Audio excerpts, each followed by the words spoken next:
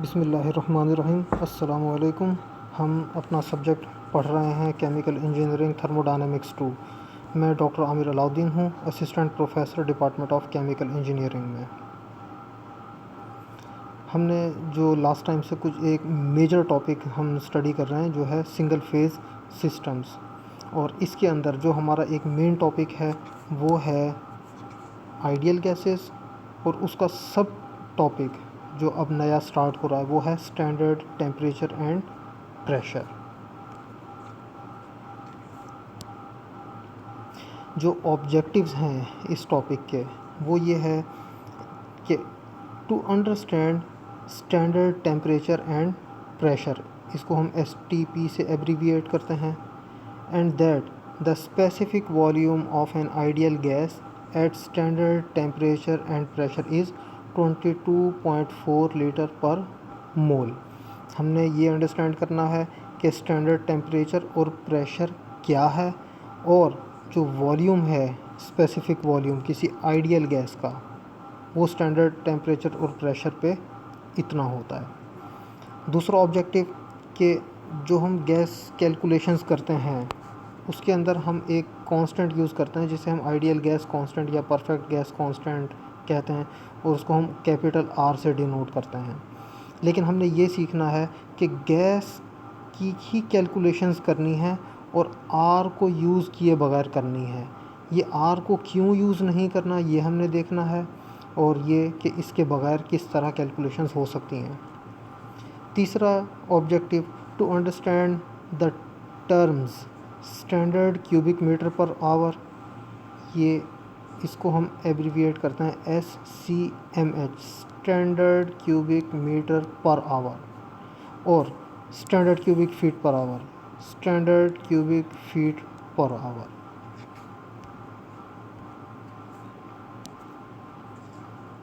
Standard temperature and pressure, doing PVT calculations by substituting given values of variables into the ideal gas equation of state is straightforward. But to use this method, you must have on hand either a table of values of R with different units or a good memory. मतलब ये कि जो हम gas की calculations करते हैं उसके अंदर तीन चीज़ों का रिलेशन होता है, प्रेशर, वॉल्यूम और टेम्परेचर का, और जो इक्वेशन हम लास्ट लेक्चर के अंदर पढ़ के आए हैं वो है PV = nRT। हम करते क्या हैं कि इसमें से कोई एक वेरिएबल मिसिंग होता है, या तो वॉल्यूम मिसिंग होगा या प्रेशर या टेम्परेचर या नंबर ऑफ़ मोल्स, तो उसको हम एक साइड पर करते हैं, और जो बाकी वेरिएबल्स जो कि हमें नोन होते हैं उनकी वैल्यूज़ हम पुट करते हैं और उस वेरिएबल को कैलकुलेट कर लेते हैं। लेकिन इस तरह कैलकुलेट करने के अंदर हमें क्या चाहिए होता है कि मेथड तो ये सिंपल है, स्ट्रेट फॉरवर्ड है कि एक वेरिएबल को साइड पे किया, मिसाल के तौर पर नंबर ऑफ़ मोल्स कैलकुलेट करना है तो हम करेंगे N = PV/RT। यहाँ पर हम PV और T की वैल्यूज़ पुट करेंगे, लेकिन हमें चाहिए ये कि जो गैस कांस्टेंट है R, इसकी वैल्यूज़ डिफरेंट यूनिट्स के ऊपर हमें पता होनी चाहिए। क्यों? क्योंकि ये R की जो वैल्यू है इसकी बहुत सारी वैल्यूज़ हैं, और हर वैल्यू डिपेंड करती है कि प्रेशर, वॉल्यूम और टेम्परेचर के यूनिट्स कौन से हैं। तो प्रेशर, वॉल्यूम और टेम्परेचर के यूनिट चेंज हो जाएंगे तो R की वैल्यू भी चेंज हो जाएगी। तो हमें ये पता होना चाहिए कि R की कौन कौन सी वैल्यूज़ हैं और किस किस यूनिट के अंदर कौन कौन सी वैल्यू हैं, उसका या तो हमारे पास कोई टेबल हो या हमें ज़बानी याद हो कि R की किसी एक स्पेसिफिक यूनिट्स के अंदर क्या वैल्यू है। A way to avoid these requirements is to use conversion from standard conditions. R से बचने का एक तरीका ये है कि हम अपनी जो कैलकुलेशंस हैं उनको कन्वर्ट करें स्टैंडर्ड कंडीशंस से। For an ideal gas at any arbitrary temperature and pressure P। अब हम इसको समझने के लिए जा रहे हैं कि ये है क्या। हम सबसे पहले एज्यूम करते हैं कि हमारे पास कोई आइडियल गैस है और वो किसी भी टेम्परेचर या प्रेशर के ऊपर है। मिसाल के तौर पर मैं कह देता हूँ कि टेम्परेचर हमारा 150 डिग्रीज़ ऑफ सेल्सियस है और हमारा जो प्रेशर है वो है 2.5 एटमॉस्फेयर। ये हम एज्यूम कर लेते हैं। अब इस तरह की जब कंडीशन हो कि टेम्परेचर और प्रेशर कोई सा भी हमारे पास है, तो हम कौन सी इक्वेशन यूज़ करते हैं? हम आइडियल गैस इक्वेशन यूज़ करते हैं, जो कि है PV is equal to nRT। ये हमारी है इक्वेशन 5.2-1। वही आइडियल गैस लॉ जो कि हमने यूज़ किया 150 degrees of Celsius and 2.5 atmosphere के ऊपर, वही इक्वेशन हम यूज़ करेंगे अगेन और सेम गैस के लिए। For the same ideal gas at specified reference temperature TS and pressure PS referred to as standard temperature and pressure. TS का मतलब स्टैंडर्ड टेम्परेचर, PS का मतलब स्टैंडर्ड प्रेशर, और abbreviation standard temperature and pressure STP। We may write equation 5.2-2 PV hat is equal to RT। ये भी हम पिछले lecture के अंदर पढ़कर आए हैं। जो पिछली स्लाइड के अंदर हमने इक्वेशन की थी वो हमने लिखी थी 150 डिग्री और 2.5 एटमॉस्फेयर के लिए, यानी कि आर्बिट्रेरी टेम्परेचर और प्रेशर हैं। आर्बिट्रेरी का मतलब कोई सी भी वैल्यू हो सकती है, लेकिन उसी इक्वेशन को अगर हम लिखते हैं स्टैंडर्ड टेम्परेचर और स्टैंडर्ड प्रेशर के लिए तो वो होगी PV is equal to nRT, और यहाँ से PV over N is equal to RT, और ये जो V ओवर N है ये हमारा है स्पेसिफिक वॉल्यूम, और वो ये आ गया हमारा। ये हमने PS, VS और TS ये सब्सक्रिप्ट क्यों लगाएं? क्योंकि हम गैस तो आइडियल गैस इक्वेशन ही यूज़ कर रहे हैं, लेकिन स्टैंडर्ड टेम्परेचर और प्रेशर के ऊपर यूज़ कर रहे हैं। स्टैंडर्ड टेम्परेचर और प्रेशर अभी अगली स्लाइड के अंदर आ जाएगा कि स्टैंडर्ड टेम्परेचर और प्रेशर क्या है।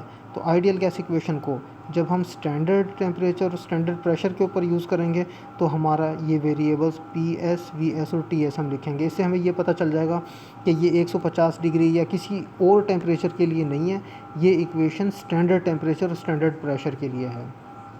इसको हम कह देते हैं, ये है हमारी equation 5.2-1A। The first equation जो पिछली स्लाइड में हमने देखी 5.2-1 divided by the second equation ये है हमारी। तो जो पिछली स्लाइड के ऊपर थी equation PV is equal to nRT, और जो इस स्लाइड के अंदर हमने देखी वो है PS V hat S is equal to RTS। This equation divided by this equation ये आ गया हमारे पास। तो जब हम दोनों इक्वेशंस को डिवाइड करेंगे तो R से R कैंसिल हो जाएगा, तो ये हमारे पास बन जाएगा PV over PS VS is equal to, ये N आ गया हमारे पास यहाँ, T ओवर TS। ये हमारी है इक्वेशन 5.2-5।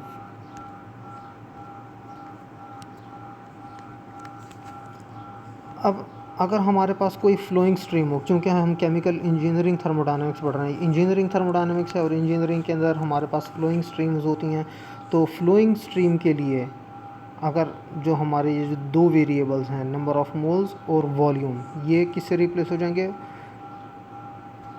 फ्लो रेट्स के अंदर। ये हमारा है मोलर फ्लो रेट, ये हमारा है वॉल्यूमेट्रिक फ्लो रेट।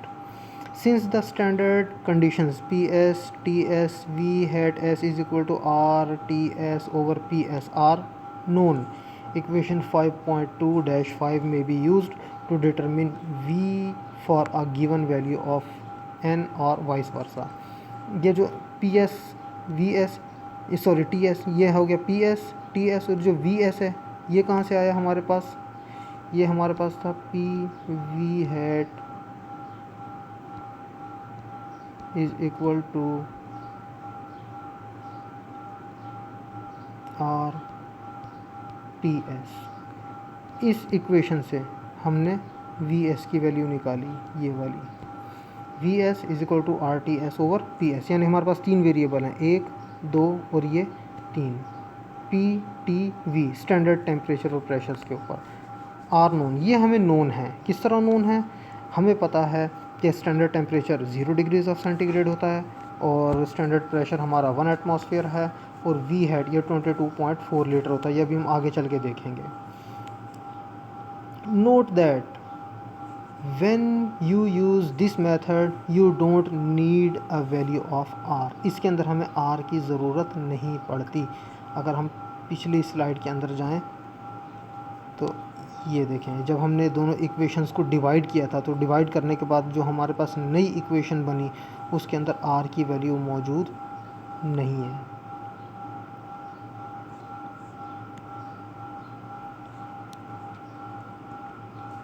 तो हमें r की वैल्यू की ज़रूरत नहीं होती। The standard conditions most commonly used are shown in table 5.2-1। ये अगले में टेबल आएगा, अगली स्लाइड में उधर से दिखा देता हूँ। अब अगेन जो स्टैंडर्ड टेम्परेचर है इसका क्या मतलब है, 0 डिग्रीज ऑफ सेल्सियस जो कि 273 केल्विन है, और स्टैंडर्ड प्रेशर वो 1 एटमॉस्फेयर है।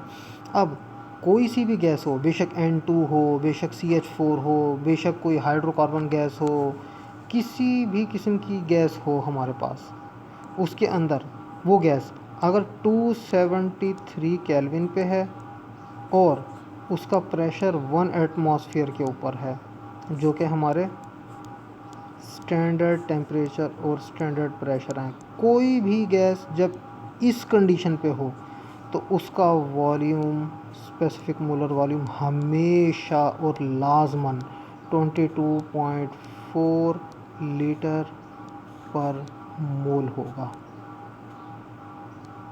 जिस तरह ये दो कांस्टेंट हैं, ये चेंज नहीं होते, इस तरह ये भी चेंज नहीं होगा, इसीलिए हम इसे स्टैंडर्ड वॉल्यूम कह देते हैं। अब हमारे पास तीन चीज़ें हो गई, TS, PS और VHS। ये स्टैंडर्ड टेम्परेचर और प्रेशर आ गया, और ये वॉल्यूम आ गया स्टैंडर्ड टेम्परेचर एंड प्रेशर पे। ये हमारा वो टेबल है जिसके अंदर R की वैल्यूज़ गिवन हैं डिफरेंट टेम्परेचर्स और प्रेशर के ऊपर। सॉरी, ये स्टैंडर्ड कंडीशंस हैं, स्टैंडर्ड कंडीशंस यानी STP, स्टैंडर्ड टेम्परेचर और प्रेशर की वैल्यूज़ हैं इस टेबल के अंदर डिफरेंट यूनिट्स के अंदर। अगर हम SI यूनिट की बात करें तो उसके अंदर हमारा जो स्टैंडर्ड टेम्परेचर है वो 273 केल्विन है, स्टैंडर्ड प्रेशर हमारा 1 एटमॉस्फेयर है, और जो VS है ये हमारा 0.022415 क्यूबिक मीटर है, और ये 1 मोल गैस का वॉल्यूम है। मतलब कि दुनिया की कोई सी भी गैस हो, अगर वो गैस 273 केल्विन पे है और 1 एटमॉस्फेयर पे है, तो उस गैस का जो 1 मोल होगा उसका वॉल्यूम हमेशा यही होगा, 0.022415 क्यूबिक मीटर। अब हम करते हैं बात CGS सिस्टम की, centigram and second. Temperature again वही 273 केल्विन, प्रेशर 1 एटमॉस्फेयर। यहाँ पर अब जो हमारा वॉल्यूम होगा 1 मोल का वो हमारा है 22.415 लीटर। और जब हम US कस्टमरी यूनिट्स की बात करते हैं उसके अंदर जो हमारा टेम्परेचर है वो रैंकिन स्केल के अंदर है, और 0 केल्विन के कॉरेस्पॉन्डिंग जो रैंकिन टेम्परेचर है वो है 492 डिग्रीज रैंकिन। 1 एटमॉस्फेयर का प्रेशर है, तो 1 पाउंड मोल गैस जो होगी उसका वॉल्यूम हमेशा 359.05 क्यूबिक मीटर होगा।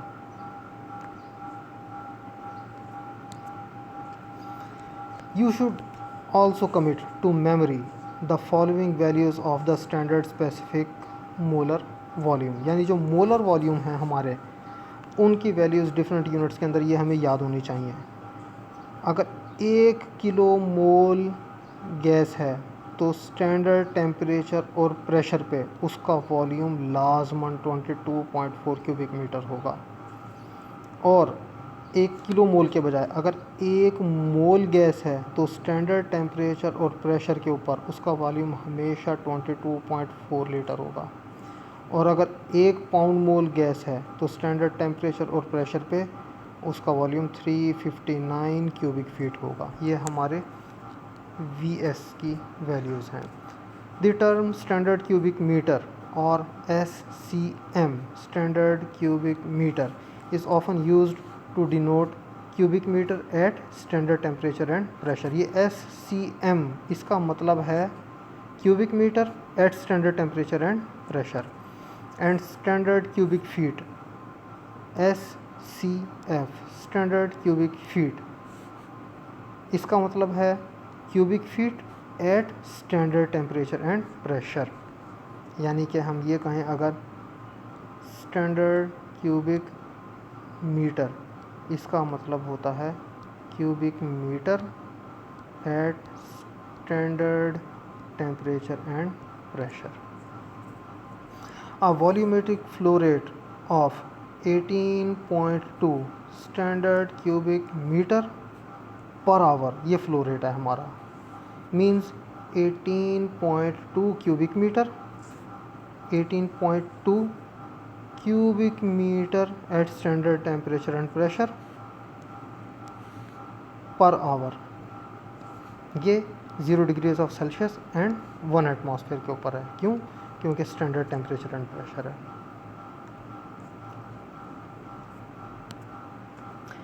अब स्टैंडर्ड क्यूबिक मीटर और स्टैंडर्ड क्यूबिक फीट और STP इन चीज़ों को हैंडल करते हुए हमें एहतियात की ज़रूरत है।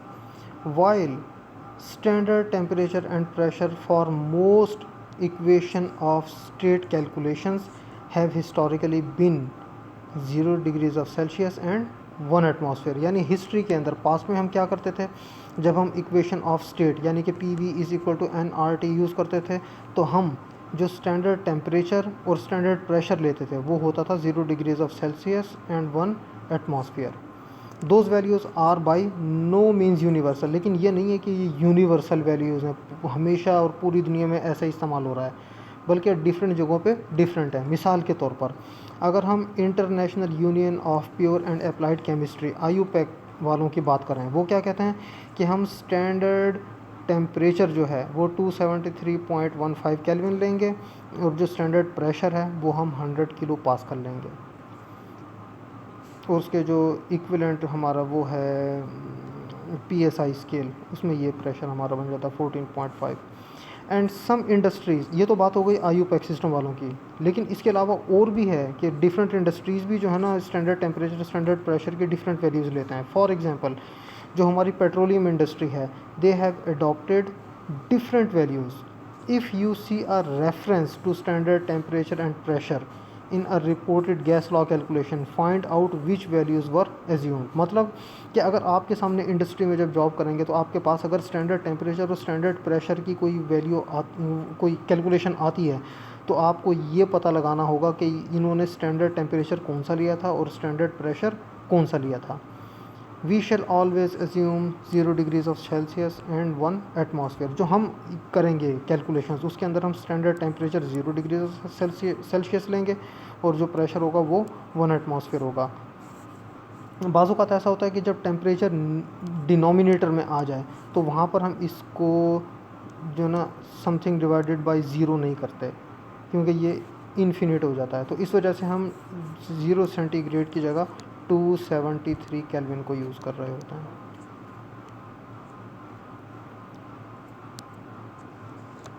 You will frequently encounter problems that involve gases at 2 different states. For example, at the inlet and outlet of a process unit. बाज़ औक़ात ऐसा होता है कि हम गैस की जो कैलकुलेशंस करनी होती हैं वो किसी एक टेम्परेचर और एक प्रेशर पे नहीं होती, बल्कि सीरीज़ होती है। काफ़ी सारे टेम्परेचर्स और काफ़ी सारे प्रेशर्स के ऊपर हमें कैलकुलेशंस करनी होती हैं।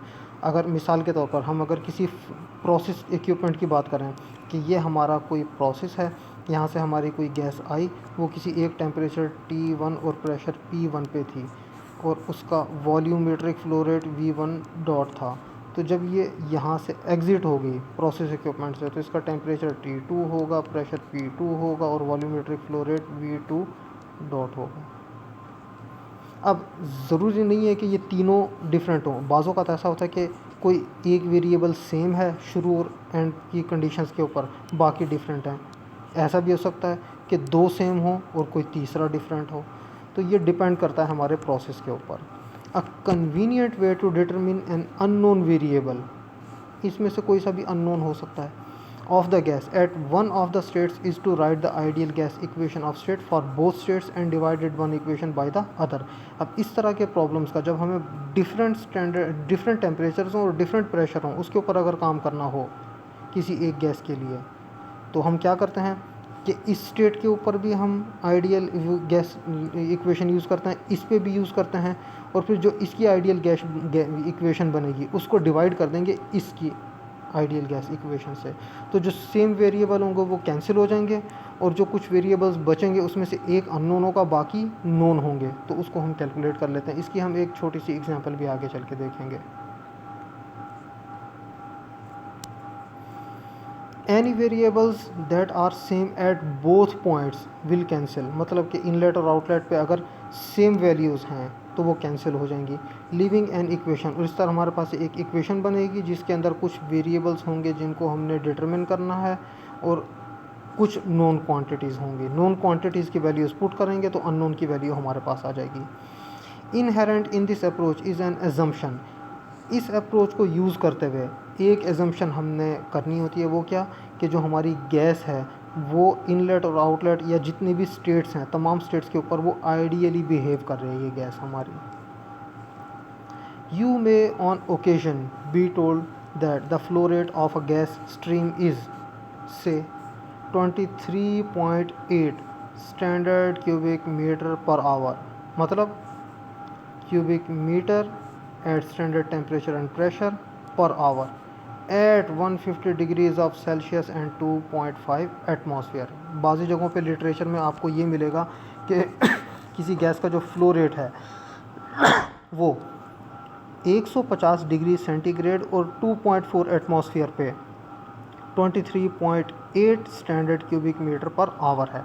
अब यहाँ पर एक कंट्राडिक्शन लगती है हमें कि टेम्परेचर जो बताया जा रहा है वो 150 है, प्रेशर जो बताया जा रहा है गैस का वो 2.5 एटमॉस्फेयर है, लेकिन हम ये भी कह रहे हैं standard cubic metre per hour. इसके अंदर हमने स्टैंडर्ड टेम्परेचर प्रेशर की भी बात कर दी जो कि 273 केल्विन होता है और 1 एटमॉस्फेयर होता है, लेकिन यहाँ पे डिफरेंट हैं। जब इस तरह की कोई हमें गिवन होती है इंफॉर्मेशन कि 23.8 standard cubic metre per hour है और इस टेम्परेचर और प्रेशर के ऊपर है, तो इसका ये मतलब नहीं कि ये कंट्राडिक्शन है कि दो डिफरेंट स्टेट्स दे दी, बल्कि इसका मीनिंग डिफरेंट है जो कि हम आगे चल के आपको बताते हैं। ये वाली जो स्टेटमेंट है ये this looks like a contradiction कि how can a gas be at standard temperature and pressure and at other temperature and pressure simultaneously. एक साथ एक ही गैस है और उसका टेम्परेचर ये भी है और ये भी है, उसका प्रेशर ये भी है और ये भी है। ये कंट्राडिक्शन लगती है इस वाली स्टेटमेंट से, लेकिन इसका मीनिंग अभी आगे चल के हम देखते हैं। The answer is that it can not, यानी कि ये गैस जो है ना वो दो डिफरेंट स्टेट्स के अंदर साइमल्टेनियसली एग्जिस्ट नहीं कर रही। The gas is not at standard temperature and pressure, जो गैस है ना वो स्टैंडर्ड टेम्परेचर और प्रेशर पे नहीं है, वो असल में है वही गैस असल में है 150 degrees of centigrade and 2.5 atmosphere. इस कंडीशन के अंदर है गैस, 273 और 1 एटमॉस्फेयर पे नहीं है। A flow rate specified in the given manner, अगर कोई फ्लो रेट इस तरह का दिया हुआ हो, is not the true volumetric flow rate of the stream at its actual temperature and pressure, ये उसके एक्चुअल टेम्परेचर और प्रेशर के ऊपर वैल्यू नहीं है। यानी ये वाली जो 23.8 standard cubic metre per hour है ये इस टेम्परेचर और प्रेशर के ऊपर नहीं है। ये वाली वैल्यू, ये वैल्यू इस टेम्परेचर और इस प्रेशर पर नहीं है, बल्कि the flow rate that would be obtained if the stream were brought from its actual conditions to standard temperature. ये वो वैल्यू है जो कि किसी और वैल्यू x से कन्वर्ट करके लाई गई है to its actual condition to standard temperature and pressure. जो कि एक्चुअल कंडीशन के अंदर थी उसको हम लेकर आए हैं स्टैंडर्ड टेम्परेचर और प्रेशर के अंदर। अगेन इसको एक दफ़ा दोबारा देख लेते हैं। A flow rate specified in the given manner is not the true volumetric flow rate of the stream at its actual temperature and pressure। ये जो वैल्यू है ये एक्चुअल टेम्परेचर और प्रेशर के ऊपर नहीं है। बट द फ्लो रेट, बल्कि ये जो फ्लो रेट है ये वो फ्लो रेट है जो कि हासिल किया गया है अगर स्ट्रीम को हम एक्चुअल कंडीशन से स्टैंडर्ड टेम्परेचर और प्रेशर की कंडीशन के अंदर कन्वर्ट करते हैं। अब ये कन्वर्ट किस तरह होती है ये आगे चल के एक छोटी सी एग्जांपल देखते हैं, उसके अंदर समझ आ जाएगा कि ये किस तरह कन्वर्जन होती है। ये वो एग्जांपल है जहाँ से क्लैरिफाई हो जाएगा। अब from the given value of 23.8 standard cubic metre per hour at 150 degrees of Celsius and 2.5 atmosphere you could, हमने दो काम करने हैं। ये हमारे पास है वॉल्यूमेट्रिक फ़्लो रेट, हमने कन्वर्ट करना है इसको मोलर फ़्लो रेट के अंदर। किस तरह कन्वर्ट करेंगे, इसका तरीका ये है कि 23.8 क्यूबिक मीटर पर आर को डिवाइड कर देंगे 22.4 cubic metre at standard temperature and pressure per kilo mole. दूसरा, calculate the true volumetric flow rate, यानी कि ट्रू वॉल्यूमेट्रिक फ़्लो रेट हमने कैलकुलेट करना है। वो किस तरह होगा, हम 23.8 क्यूबिक मीटर पर आर को मल्टीप्लाई कर देंगे 423 kelvin divided by 273 kelvin into 1 atmosphere divided by 2.5 atmosphere. अब इसकी मैं आपको कैलकुलेशंस करके दिखाता हूँ ताकि आपको ये दोनों क्लियर हो जाए कि ये किस तरह हुआ है और ये कि ये हम क्यों चाहते हैं कि वॉल्यूमेट्रिक फ़्लो रेट को मोलर फ़्लो रेट में क्यों कन्वर्ट करना चाह रहे हैं, ये भी आपको बता देते हैं। 23.8 cubic meter per hour is the volumetric flow rate obtained after bringing the stream from actual conditions to standard conditions। यानी ये वो वाली वैल्यू है जो कि हमें मिली है। किस तरह मिली है ये वाली वैल्यू, ये वाली वैल्यू हमें मिली है कि एक स्ट्रीम, यही जो स्ट्रीम थी इसको हम x का नाम दे देते हैं, ये 150 डिग्रीज ऑफ सेल्सियस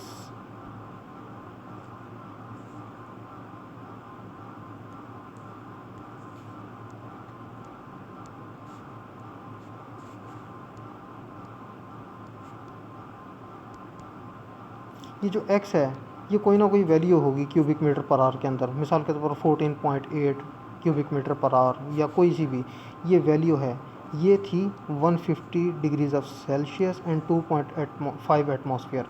इसको हमने कन्वर्ट किया, इस वैल्यू को हमने कन्वर्ट किया 0 degrees of Celsius and 1 atmosphere के ऊपर, तो ये जो वैल्यू बनी कन्वर्ट करने के बाद वो ये वाली है 23.8 क्यूबिक मीटर पर आवर। अब इसकी मेथडोलॉजी देखते हैं कि कैलकुलेशन हुई किस तरह आखिर, ये अगली स्लाइड में देखते हैं हम। पहली चीज़ कि वॉल्यूमेट्रिक फ़्लो रेट को हमने किस में कन्वर्ट करना है, मोलर फ़्लो रेट के अंदर। वॉल्यूमेट्रिक फ़्लो रेट हमारा 23.8 standard cubic metre per hour, इसका मतलब होता है cubic metre at standard temperature and pressure per hour. अब ये हमारा है 23.8 cubic metre per hour multiplied by, हम इसको इसके मोलर वॉल्यूम से, स्पेसिफिक मोलर वॉल्यूम से डिवाइड कर देंगे।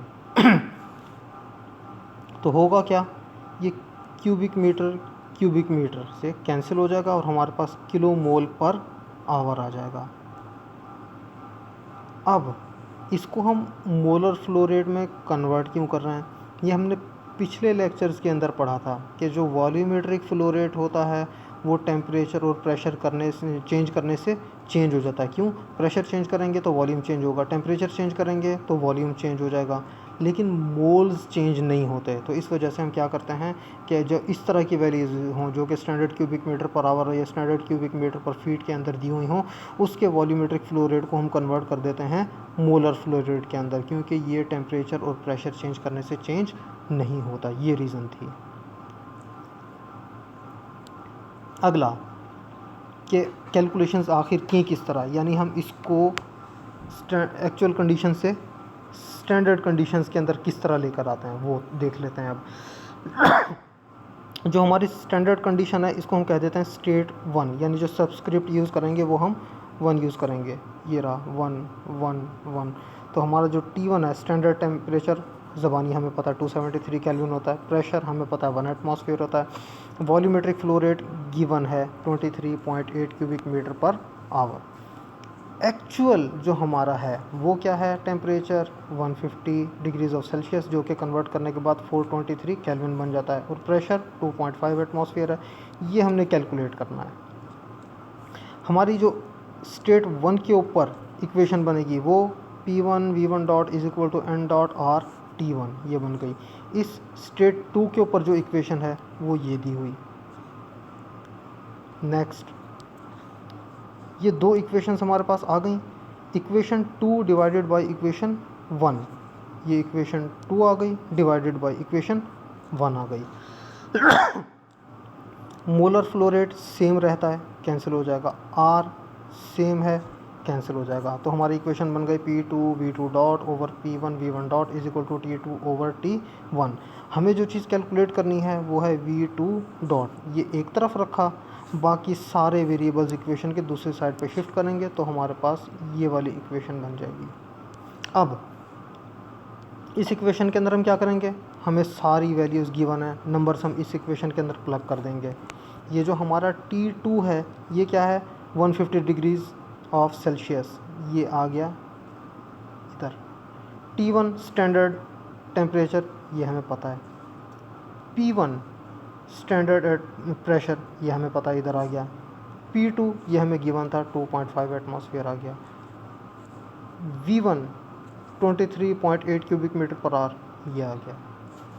केल्विन से केल्विन कैंसिल हो गया, एटमॉस्फेयर से एटमॉस्फेयर कैंसिल हो गया, नंबर्स को मल्टीप्लाई करें तो हमारे पास 14.75 क्यूबिक मीटर पर आवर आ गया। This value is brought from standard temperature and pressure to actual condition, यानी जो अगर एक्चुअल कंडीशन है 150 degrees of Celsius and 1 atmosphere, उसके ऊपर ये वाली वैल्यू बनती है फ्लो रेट की, और जो वो थी दूसरी 23.8 वो स्टैंडर्ड टेम्परेचर प्रेशर पे थी। तो ये वाली वो वैल्यू है जो कि लाई गई है from standard temperature and pressure to actual condition. ये एक्चुअल कंडीशन के अंदर है हमारा flow rate. Thank you very much. With the ending note, reading is essential for those who seek to rise above the ordinary.